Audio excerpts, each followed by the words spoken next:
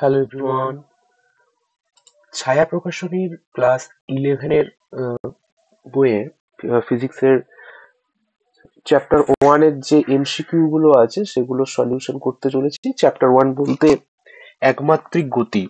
ওকে, ওই একমাত্রিক গতি অধ্যায়ের যে এমসিকিউ পোর্শন আছে সেই এমসিকিউ গুলো সলিউশন করি, চলো। ওকে, তো দেখো প্রথম এমসিকিউ কি বলছে। বাহ্যিক কোনো বলের প্রভাবমুক্ত ত্রিমাত্রিক দেশে গতিশীল একটি কণার গতি হলো, এটা কি হবে? ওকে, দেখো বাহ্যিক কোনো বল নেই, অর্থাৎ ওই জায়গাটাতে কি নেই বলতো, অ্যাক্সিলারেশন নেই, অর্থাৎ ত্বরণ ইকুয়ালস টু 0। ওকে, তাহলে কোনো একটা সিস্টেমে যখন ত্বরণ না থাকে তাহলে তার গতি হয় একমাত্রিক গতি। ওকে, তো দেখো এটা কারেক্ট চয়েস হয়ে যাবে একমাত্রিক গতি, অপশন এ। ওকে, তারপর 2-এর দাগের এমসিকিউ দেখো। দ্বিমাত্রিক স্থানে একটি বস্তুর গতীয় সমীকরণ দিয়েছে x ইকুয়ালস টু 5t² + 2 এবং y ইকুয়ালস টু 2t² + 5। বস্তুটির গতিপথ কিরকম হবে জানতে চেয়েছে। ওকে, এটা সলিউশন করা একটু টেকনিক ফলো করতে হবে। তো দেখো যে x ইকুয়ালস টু 5t² + 2 এই সমীকরণ থেকে আমরা t² এর ভ্যালু বের করব, সেটা কত হচ্ছে x - 2 / 5। ওকে, কোনো একটি কণার তার গতীয় সমীকরণ নির্ণয় করার জন্য আমাকে টি ফাংশনটাকে অমিট করতে হবে, অর্থাৎ টি রাখা যাবে না। তো দেখো t² যেহেতু আমরা ভ্যালু পাচ্ছি, তো y ইকুয়ালস টু 2t² + 5 যে সমীকরণ দিয়েছে সেখানে t² এর ভ্যালু বসিয়ে দাও, 2 × x - 2 / 5 প্লাস 5। সিম্পলিফাই করো, কি পাচ্ছ দেখো, y equals to 2x - 4 / 5 plus 5। তো দেখো 5y equals to 2x - 4 plus 25 equals to 2x plus 21। এদিকে আমাদের 5y থাকছে, আরো সিম্পলিফাই করো, তো y equals two 2/5x plus 21 / 5। এই সমীকরণটি অনেকটা y equals two mx plus c ইকুয়েশনের মতো, যেটা একটা স্ট্রেট লাইনকে রিপ্রেজেন্ট করে। এটা হচ্ছে সরলরেখার equation, y equals two mx plus c। তো দেখো যেহেতু এই পার্টিকেলটার দ্বিমাত্রিক স্থানে থাকা পার্টিকেলের গতীয় সমীকরণটা y equals two mx plus c এর সঙ্গে কম্পারেবল, তার জন্য এর গতীয় সমীকরণ কি হবে, সরলরৈখিক হবে। তাহলে অপশন সি আমাদের কারেক্ট চয়েস হবে। এবার দেখো 3 নম্বর এমসিকিউ কি বলছে। 1 মিটার ব্যাসার্ধের একটি অর্ধবৃত্তাকার পথে একটি বস্তুকণা 1 সেকেন্ডে এ থেকে বি বিন্দু পর্যন্ত যায়, কণাটির গড় বেগের মান কি হবে? ওকে, একটি অর্ধবৃত্তাকার পথে একটি বস্তুকণা 1 সেকেন্ডে এ থেকে বিতে গেছে। আমাদের এই অর্ধবৃত্তের ব্যাসার্ধটা সাপ্লাই করেছে কত, r ইকুয়ালস টু 1 মিটার ব্যাসার্ধটা। তাহলে দেখো যেহেতু আমাকে গড় বেগের কথা বলেছে, তাহলে তোমরা জানো যে গড় বেগ ইকুয়ালস টু বস্তুটির সরণ ডিভাইডেড বাই টোটাল টাইম, যেটা গেছে টাইমটা আমাদের ভাগ করে দিতে হবে। বস্তুটার সরণ কত হয়েছে দেখো, এ থেকে বিতে, অর্থাৎ এই অর্ধবৃত্তের যে ব্যাস সেই ব্যাস বরাবর সরণ হয়েছে। আর ম্যাক্সিমাম পাথটা কি হয়, অতিক্রান্ত দূরত্ব। আর শর্টেস্ট যে পাথটা সেটা কি হয়, সরণ। তো দেখো ও পথটা এরকম ভাবে বাঁচলেও ওর ডিসপ্লেসমেন্ট অর্থাৎ সরণটা হয়েছে কিন্তু এবি ডিস্টেন্সটাতেই। তাহলে ব্যাস যেহেতু 1 মিটার, তাহলে ব্যাসার্ধ কত হবে, 2 মিটার ডিভাইডেড বাই কত সেকেন্ড, 1 সেকেন্ড, অর্থাৎ রেজাল্ট কত পাচ্ছ, 2 মিটার পার সেকেন্ড। অর্থাৎ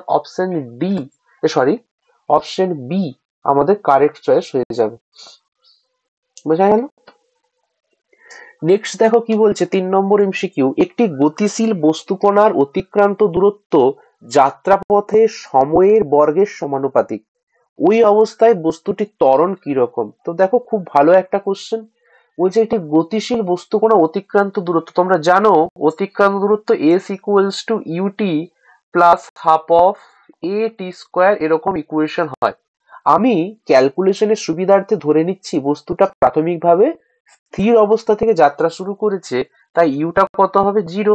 তাহলে দেখো S equals to half of A T square হবে। তো দেখো ওরা ওই বলেই দিয়েছে আমাদের যে অতিক্রান্ত দূরত্বটা যাত্রাপথের সময়ের বর্গের সমানুপাতিক, অর্থাৎ এসটা টি স্কোয়ারের সঙ্গে প্রপোর্শনাল বা সমানুপাতি হবে। তো এস টি স্কোয়ারের সঙ্গে প্রপোর্শনাল হতে গেলে হাফ অফ এটা কনস্ট্যান্ট হতে হবে। তার কন্ডিশন হচ্ছে half of A K constant হওয়া। হাফ তো নিজেই একটা কনস্ট্যান্ট, তাহলে এ ইকুয়ালস টু কনস্ট্যান্ট হতে হবে, কারণ এটা কিন্তু ভ্যারিয়েবল হতেই পারতো, তাই হাফটা তুলে নিয়ে কনস্ট্যান্ট করে দিলাম, তাহলে এ ইকুয়ালস টু কনস্ট্যান্ট। অর্থাৎ এই কোশ্চেনে দেওয়া কন্ডিশনটা স্যাটিসফাই করবে তখনই যখন বস্তুটির ত্বরণ ধ্রুবক থাকবে। বুঝতে পারলে? তো বস্তুটির ত্বরণ ধ্রুবক, তা অপশন ডি আমাদের কারেক্ট চয়েস হয়ে যাবে। ওকে, তো দেখো আমাদের নেক্সট কোশ্চেন 4 নম্বর এমসিকিউ কি বলছে। এক ব্যক্তি একটি নির্দিষ্ট দূরত্ব যাবে, সে ওই দূরত্বের অর্ধাংশ 30 কিলোমিটার প্রতি ঘন্টা দ্রুতিতে এবং অবশিষ্ট অর্ধাংশ 40 কিলোমিটার প্রতি ঘন্টা দ্রুতিতে গেলে তার গড় দ্রুতি কত। খুব সহজ একটা সলিউশন আছে। তো দেখো গড় দ্রুতি বের করার ফর্মুলা কি ছিল বলতো, মোট গড় দ্রুতি ইকুয়ালস টু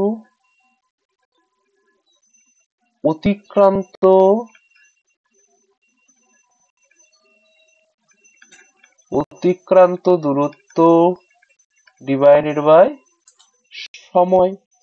ঠিক আছে, দেখো এই যে পার্টিকেলটা বা ব্যক্তিটা যাচ্ছে, এটা ধরো টোটাল ডিস্টেন্স আমাদের এক্স, হ্যাঁ, তাহলে এটাও x, sorry total distance 2x, এইটা তাহলে এক্স আর এটাও এক্স হবে। প্রথম অর্ধাংশ গেছে v1 ইকুয়ালস টু 30 কিমি পার আওয়ারে, দ্বিতীয় অর্ধাংশ গেছে v2 equals to 40 kilometre per আওয়ারে।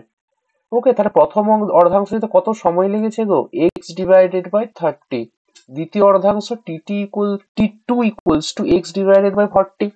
তো এখানে নিয়ে এসে সেটা বসিয়ে দাও, মোট অতিক্রান্ত দূরত্ব হচ্ছে 2x আর মোট সময় হচ্ছে t1 প্লাস t2, তাহলে 2x divided by x by 30 plus x by 40। Simplify করো একটু, তাহলে দেখো গড় দ্রুতি, এটাকে আমি ভি অ্যাভারেজ লিখে দিচ্ছি, গড় দ্রুতি বলে, অ্যাভারেজ মানে গড়, V average equals to 2x divided by বলো 40x plus 30x divided by 120। এই জিরো গুলোকে বাদ দিয়ে দিচ্ছি, দাঁড়াও এক মিনিট সিম্পলিফাই করে, 4x প্লাস 3x হয়ে গেল। তো দেখো অ্যাভারেজের ভ্যালু কত আসছে, যে 2x into 120 divided by 7x, x x কেটে দাও, তাহলে কত পড়ে থাকছে 240 divided by 7 kilometre per hour. 240 divided by 7 করলে কত আসছে, তো দেখো অ্যাপ্রক্সিমেটলি ওটা আসবে 34.7।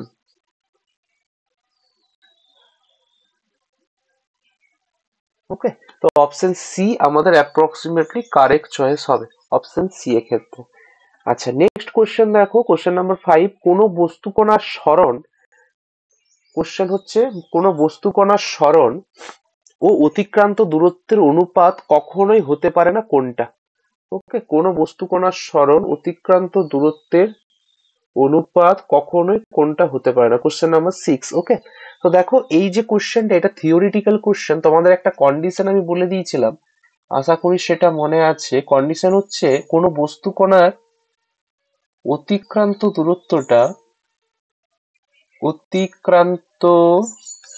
দূরত্ব এটা কি হবে, অলওয়েজ গ্রেটার ইকুয়াল টু বস্তুর সরণ হবে। ওকে, তাহলে অতিক্রান্ত দূরত্ব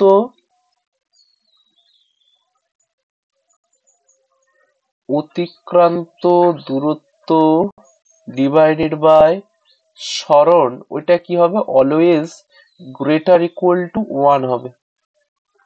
বুঝতে পেরেছো? তাহলে একের থেকে বেশি হতে হবে, ওদের অনুপাতটাকে হয় সমান নাহলে একের থেকে বেশি।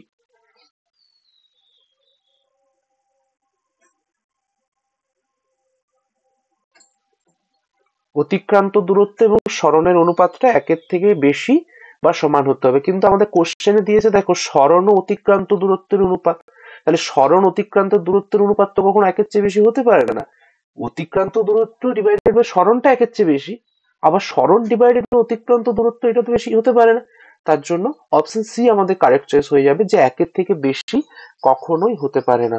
তাহলে এটাকে যদি তুমি উল্টে দাও তাহলে আমাদের ইকুয়েশনটা এরকম আসবে, যে সরণ ডিভাইডেড বাই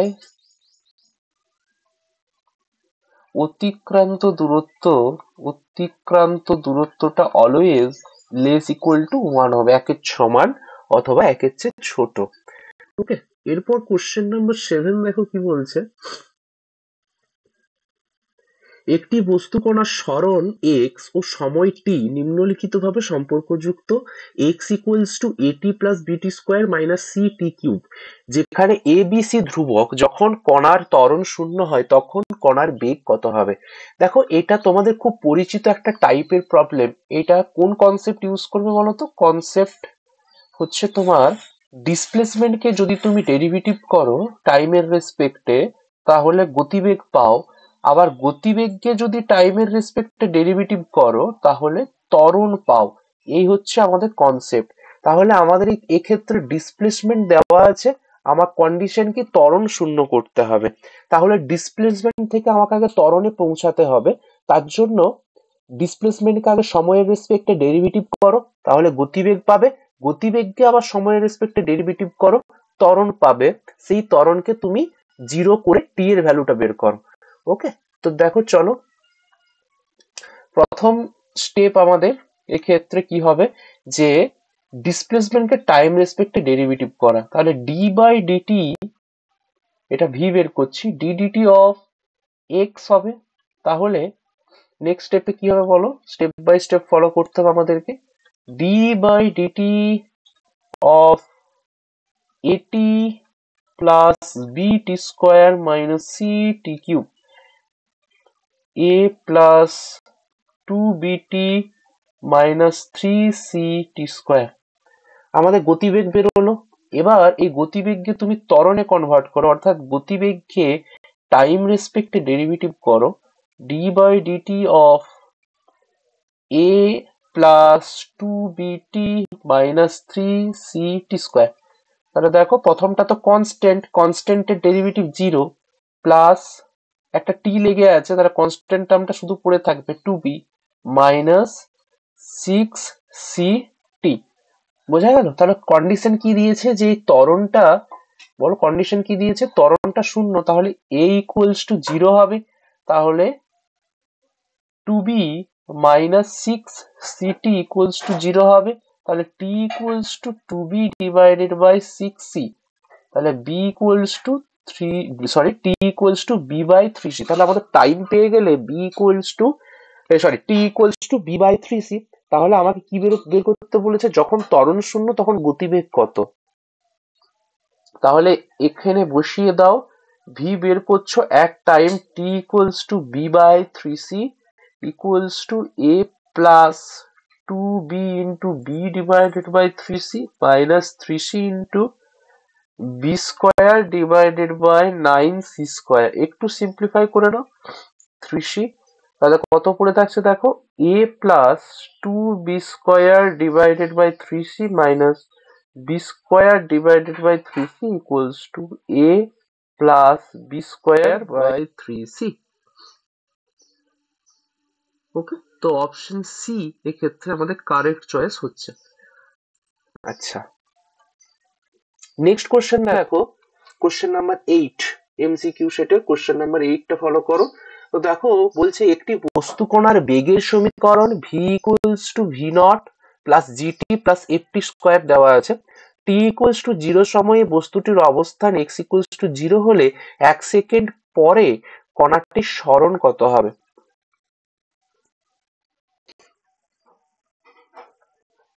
ওকে, তো দেখা যাক।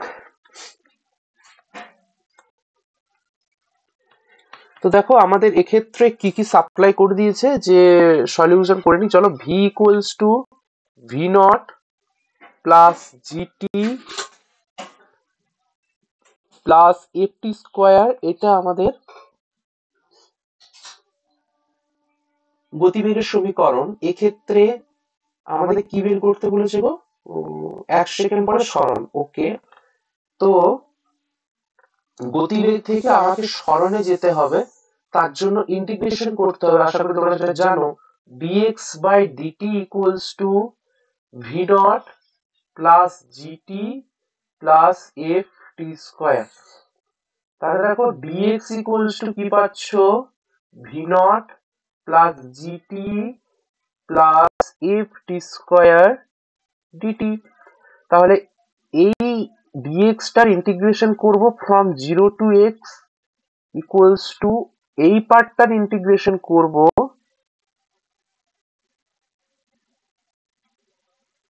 ফ্রম 0 টু 1 এ।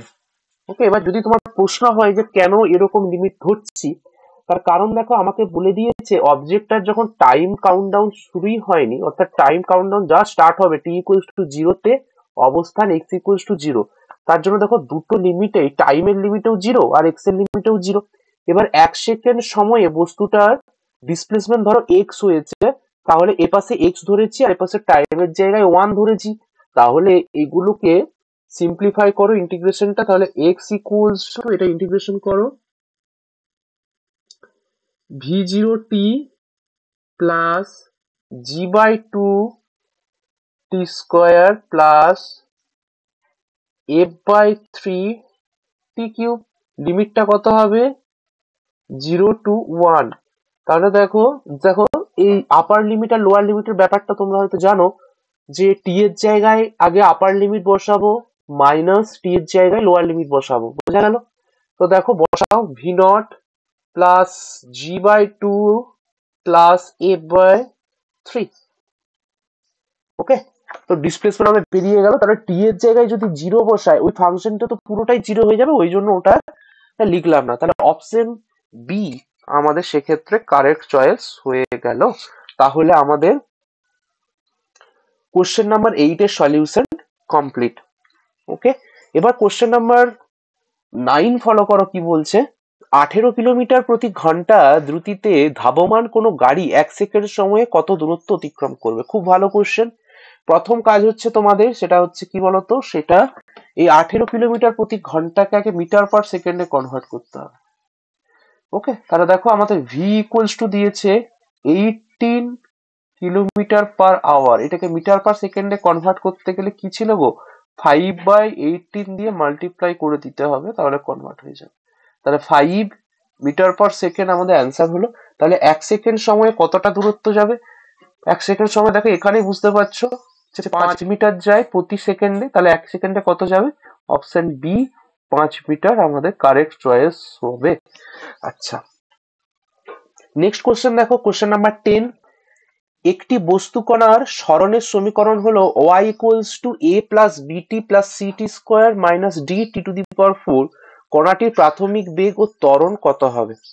ওকে, খুব সহজ একটা কোশ্চেন। তো দেখো আমাদের সরণ দিয়ে দিয়েছে, সরণ থেকে বেগ যেতে হবে, বেগ থেকে ত্বরণ যেতে হবে। তাহলে কি করতে হবে বলো? ডেরিভেটিভ করতে হবে। তাহলে সরণের সমীকরণ y equals to a plus BT plus CT square minus D T to the power 4। এখান থেকে এটা হচ্ছে আমাদের সরণ, তো এখান থেকে আমরা কিসে যাব? বেগে যাব। তার জন্য ডেরিভেটিভ করব। এবার তোমাদের প্রশ্ন হতে পারে, স্যার আমরা ডেরিভেটিভ কেন ইন্ট্রোডিউস করাচ্ছি বা কেন ইউজ করছি? তার কারণ দেখো, এই ওয়াইটা অ্যাকচুয়ালি টি এর ফাংশন, অর্থাৎ খুব ক্ষুদ্র সময়ের পরিবর্তনেও কিন্তু এই অবজেক্টটার গতিবেগের এবং সরণের এবং ত্বরণের পরিবর্তন হতে পারে।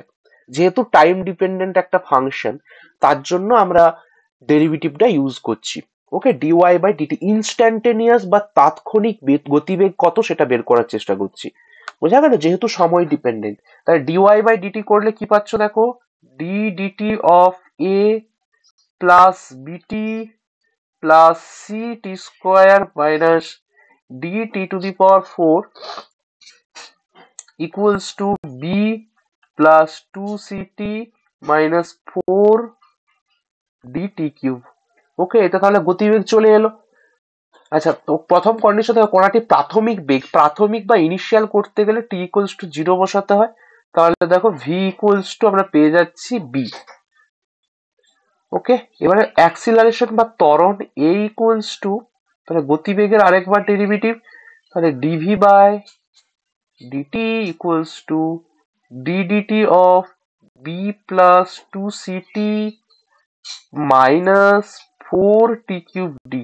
ওকে, তো দেখো ডেরিভেটিভ করো, তাহলে 0 plus 2c minus 12t square D, এখানেও t ইকুয়ালস টু 0 বসাও, তাহলে কত পাচ্ছ দেখো 2c। তাহলে প্রাথমিক গতি, প্রাথমিক ত্বরণ হয়ে গেল, প্রাথমিক ত্বরণ এটা t ইকুয়ালস টু 0 বসানো, আর প্রাথমিক গতিবেগ এইটা t ইকুয়ালস টু 0 বসানোর পর যেটা পাচ্ছ। তাহলে দেখো এটা 2c। ওকে, তাহলে অপশন বি আমাদের কারেক্ট চয়েস হচ্ছে, প্রাথমিক বেগ হচ্ছে বি, প্রাথমিক ত্বরণ হচ্ছে 2c। ওকে।